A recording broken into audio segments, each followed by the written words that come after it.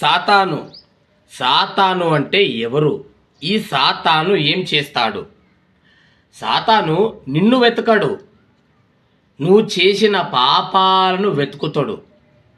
సాతాను నిన్ను ఏదైనా చేయాలంటే నువ్వు చేసిన పాపాలను చూపించి నిన్ను ఖండిస్తాడు, ఇబ్బంది పెడతాడు. కానీ యేసు ప్రభు వారు లోక పాపాన్ని మోసుకుపోయిన దేవుని గొర్రెపిల్ల. అంటే యేసయ్య నీ పాపాలన్నీ మోసుకుపోయిండు. అంటే సాతానుకు ఆధారం లేదు.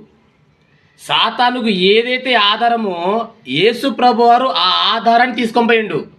నీ పాపాలన్నీ యేసయ్య మీద పడ్డాయి. అంటే సాతాను నిన్ను ఖండించడానికి ఆధారం లేదు.